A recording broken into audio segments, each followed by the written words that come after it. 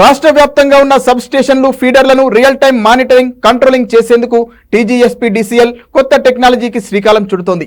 ఒడిశాలో Tata power western distribution company లిమిటెడ్లో అవలంబిస్తున్న విధానాలను తెలంగాణలో అమలు చేసేందుకు కసరత్తు చేస్తోంది.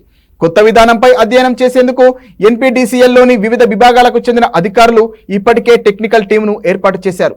రాష్ట్రంలోని సబ్ స్టేషన్లు ఫీడర్లను రియల్ టైం మానిటరింగ్ కంట్రోలింగ్ చేసేందుకు టీజీఎన్పీడీసీఎల్ నూతన టెక్నాలజీకి ఒరవడి శ్రీకారం చుట్టనుంది. Tata power western distribution company limited ఒడిశాలో చేపడుతున్న విధానాలను తెలంగాణలో అమలు చేయనున్నట్లు తెలుస్తోంది. దీంతో వీరంతా ఈ నెల 11 నుంచి 12 వరకు ఒడిశాలో అమలు చేస్తున్న విధానాలపై అధ్యయనం చేశారు. ఈ కొత్త టెక్నాలజీ వల్ల సబ్ స్టేషన్లలో load, power factor, trippings, breakdowns, ఎల్సీలకు సంబంధించి పూర్తి సమాచారం తెలుసుకునే అవకాశం ఉంటుందని ఆఫీసర్లు తెలిపారు. కాగా ఈ టెక్నాలజీ అమలు చేసేందుకు పైలట్ ప్రాజెక్టు కింద హన్మకొండలోని చిన్నపెండ్యాల, నిడిగొండ సబ్ స్టేషన్లను స్కోప్ స్కైడర్ అనే కంపెనీలకు అప్పగించారు.